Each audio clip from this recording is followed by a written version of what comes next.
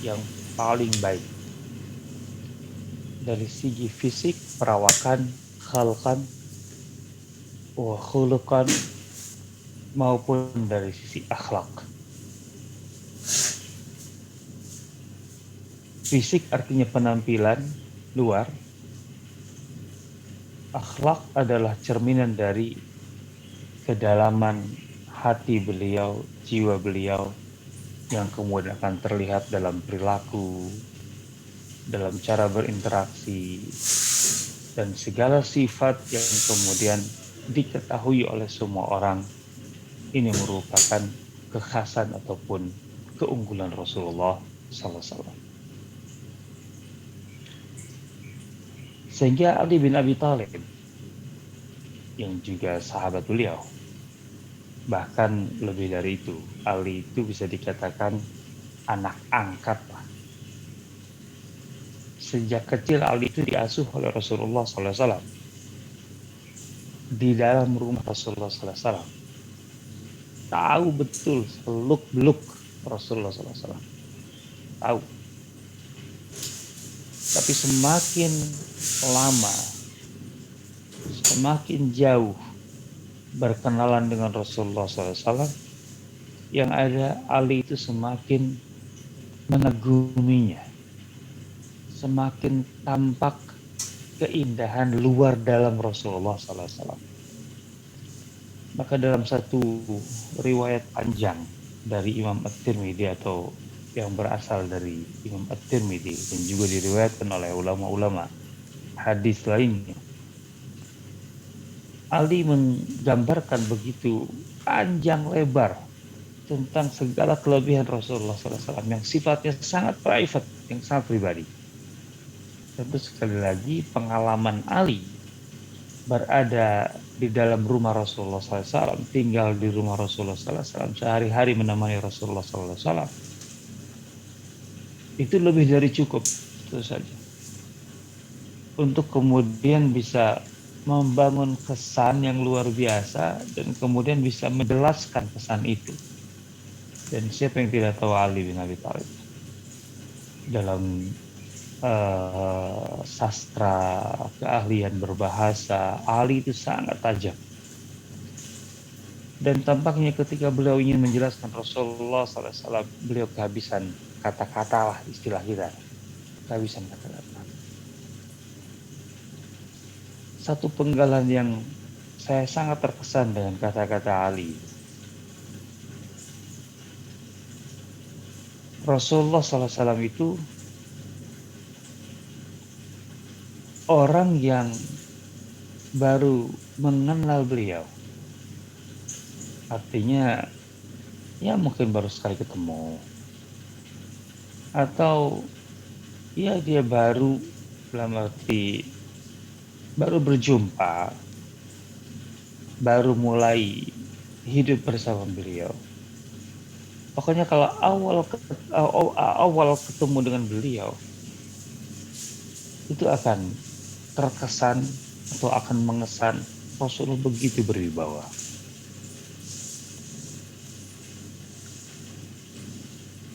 Pertama sekali kalau orang itu berjumpa Rasulullah, itu akan merasakan itu. Ada wibawa yang sangat luar biasa, ada aura yang luar biasa yang dimiliki Rasulullah SAW, sehingga kemudian sulit untuk orang tersebut bisa dengan katakanlah luwes cair begitu saja. Nggak mudah, ada haibah. Dan semakin lama orang itu tinggal bersama Rasulullah, semakin sering ketemu, maka kata Ali, ahabbah, akan jatuh cinta. Awal berjumpa akan mengesan begitu atau akan terkesan begitu berwibawa. Semakin lama bersama beliau akan jatuh cinta. Itu nggak kebayang.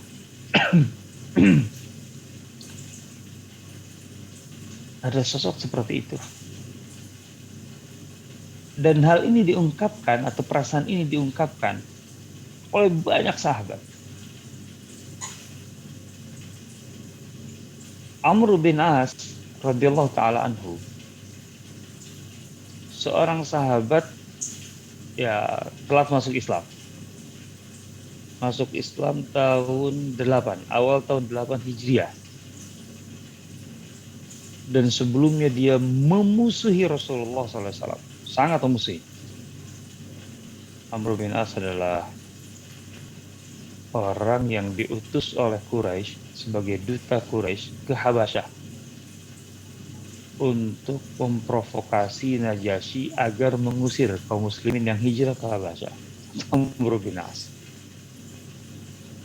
Amr bin As adalah seorang cerdik, cerdas, ahli strategi. Dan semua yang dia miliki, artinya kelebihan-kelebihan, talenta-talenta yang dia miliki, itu dia gunakan, dia optimalkan untuk memusuhi Islam, untuk memusuhi atau melawan Rasulullah SAW. Tapi akhirnya hidayah Islam tidak bisa dibendung, masuk ke kedalaman hatinya dan kedalaman kesadarannya. Sehingga Amr bin As itu satu di antara segelintir orang yang masuk Islam karena betul-betul katakanlah kecerdikannya, kecerdasannya itu tidak lagi dia bisa gunakan untuk melawan Islam. Artinya dia mentok. Secara rasional, secara argumentasi dia mentok. Tidak lagi punya alasan untuk memusuhi Islam. Coba bayangkan. Jadi ini bukan masalah emosi. Gitu. Kalau Amr bin As itu bukan emosi, tapi lebih kepada dimulainya, maksud saya titik awal betul pasti ada emosi.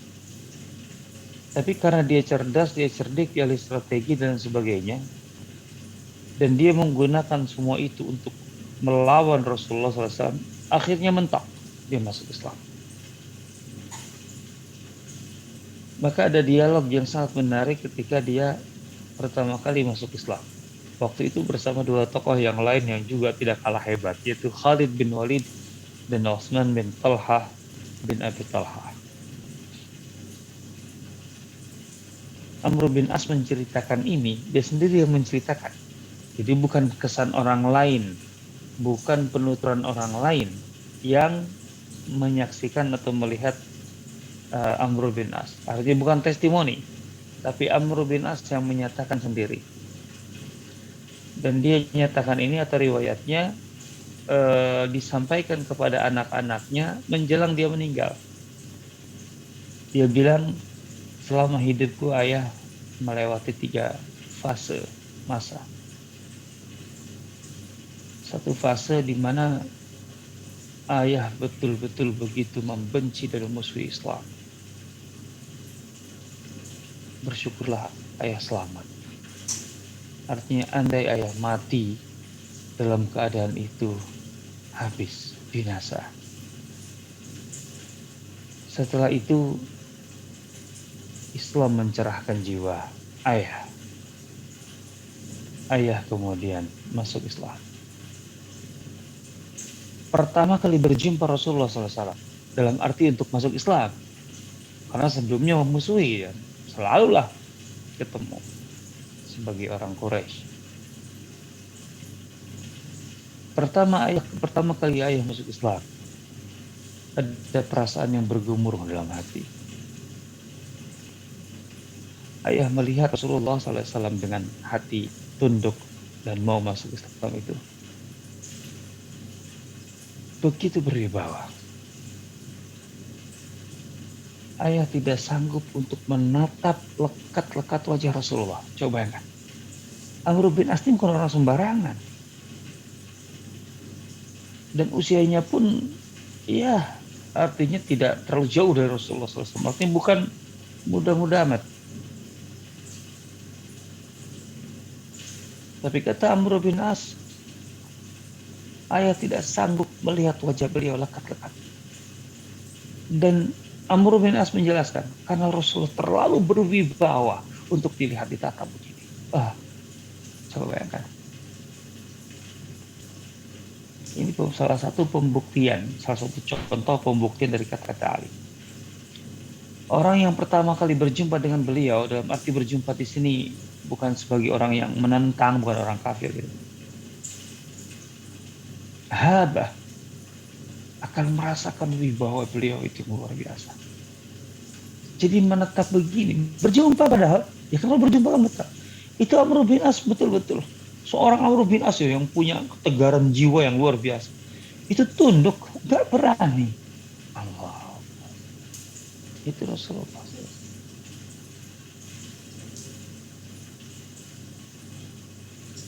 Makanya yang unik, ketika kita tahu bahwa Rasulullah itu terutama tentang fisiknya, alisnya begini, matanya begini, bibirnya begini, dagunya begini, pipinya begini, hidungnya begini, ubannya ada sekian helai. Itu kan informasi-informasi yang menarik, detail tentang Rasulullah SAW. Pertanyaannya, siapa yang menceritakan? Akan sangat sulit kita mendapatkan orang yang bercerita secara detail tentang Rasulullah, tentang fisik Rasulullah, itu dari kalangan sahabat yang senior. Akan sangat sulit. Sahabat yang senior itu hampir tidak ada yang menjelaskan detail fisik Rasulullah SAW. Kenapa?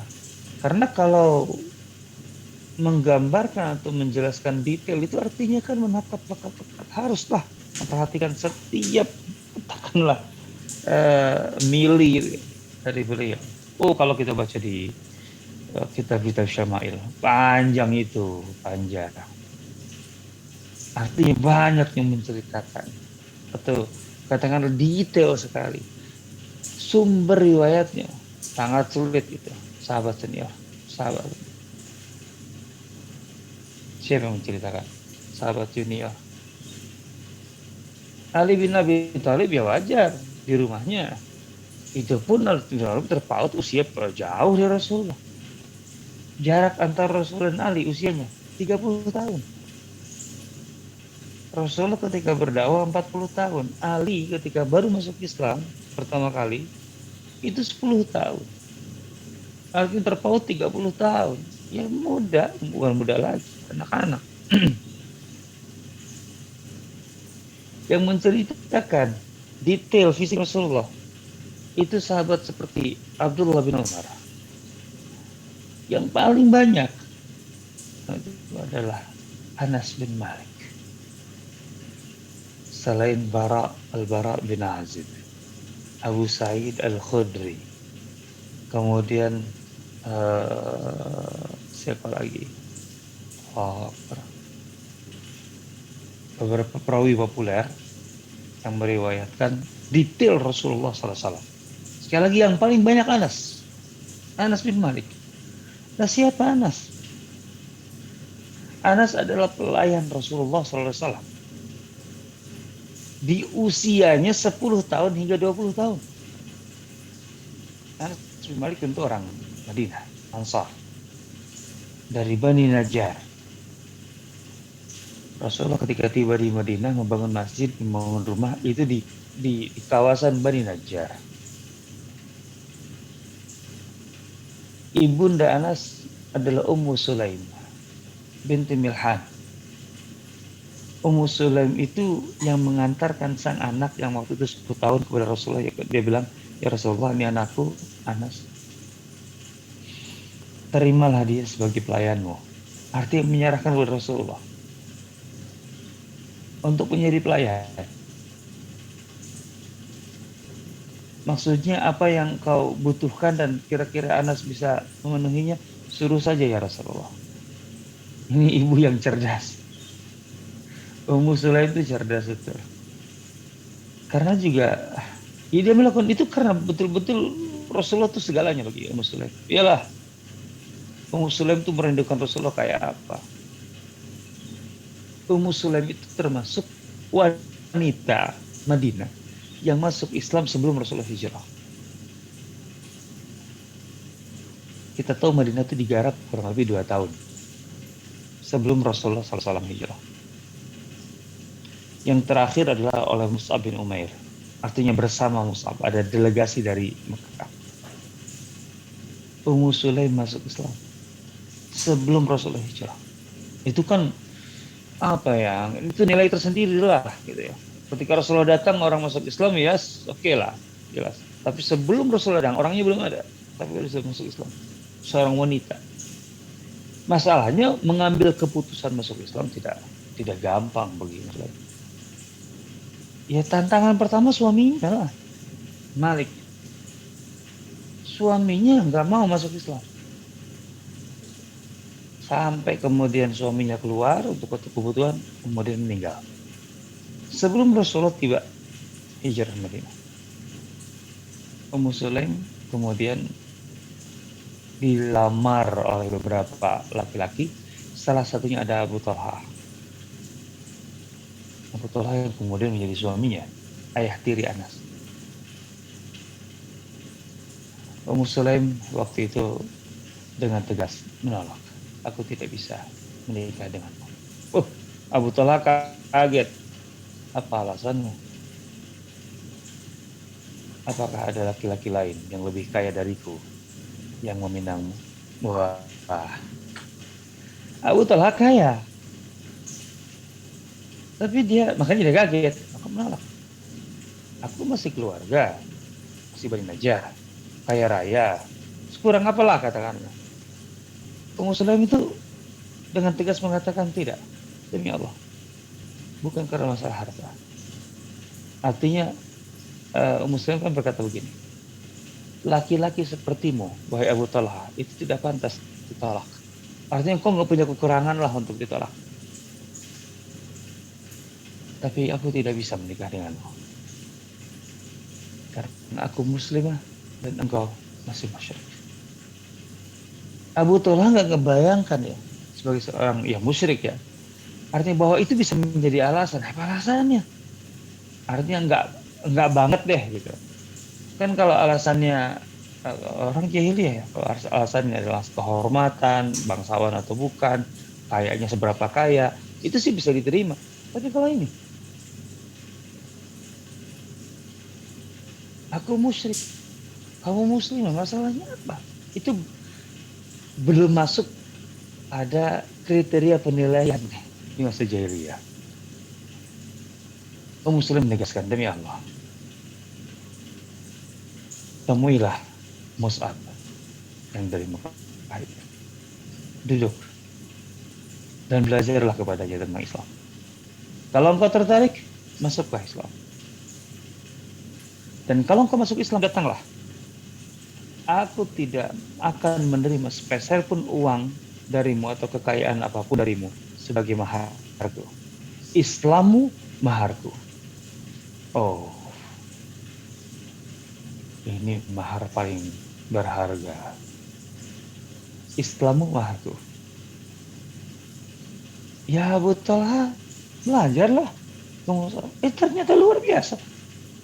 Masuk Islam bukan semata-mata karena ingin nikahi Ummu Sulaim, bukan, karena memang terbukti Abu Talha Islamnya luar biasa. Dia yang mewakafkan sebidang satu kebun yang namanya Bi'ruha atau Beruha, yang sekarang menjadi bagian belakang kiri Masjid Nabawi. Tuh emak-emak kalau di Masjid Nabawi yang sebelah kiri, belakang kiri, itu depan mereka, itu lokasi dari kebun Abu Talha Biruha yang diwakafkan. Coba bayangkan wakafnya sampai sekarang, Masjid Nabawi. Masuk Islam. Artinya Ummu Sulaim itu sudah begitu terkesan dengan Islam, tertarik dengan Islam, kagum dengan Islam, dan tentu dengan sosok Rasulullah sebelum Rasulullah tiba. Begitu Rasulullah tiba, nggak kebayang.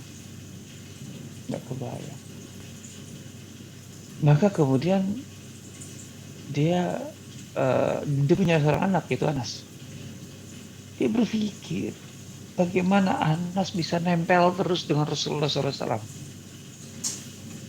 Bagaimana Anas bisa nempel? Masalahnya apa? Nah, dia baru 10 tahun. Kalau nempel dalam arti untuk menyertai obrolan-obrolan penting Rasulullah? Nggak mungkin. 10 tahun masih anak-anak. Ya.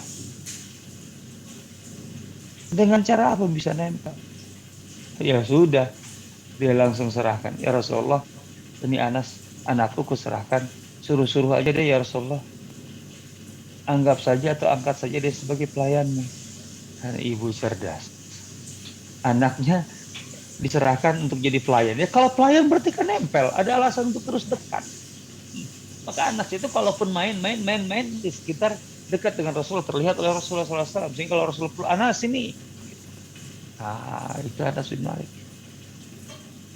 Bayangkan. Dari sejak Rasulullah SAW hijrah sampai beliau meninggal. Artinya 10 tahun Anas bin Malik melayani Rasulullah SAW. Apa kata Anas? Khadamtu Rasulullah SAW asyar sini. 10 tahun aku melayani Rasulullah. Aku menjadi pelayan Rasul. Demi Allah. Rasulullah SAW tidak pernah memarahiku. 10 tahun tidak pernah memarahiku terkait pekerjaan. Setiap kali beliau menyuruh aku melakukan sesuatu, beliau tidak pernah kemudian kecewa. Artinya tidak menunjukkan ekspektasi yang berlebih. Kenapa engkau lakukan ini? Kenapa engkau lakukan tidak lakukan itu? Atau tidak? Kenapa engkau tidak lakukan ini dan tidak lakukan itu? Enggak. Rasulullah begitu lembut selama 10 tahun yang dirasakan Anas. Itu kata Anas. Dan Anas begitu suka dekat dengan Rasulullah SAW dan mengikuti segala sesuatu yang dilakukan Rasulullah SAW. Anas menceritakan sisi-sisi detail yang tidak banyak orang bisa menceritakannya. Kata Anas, aku menghitung uban Rasulullah.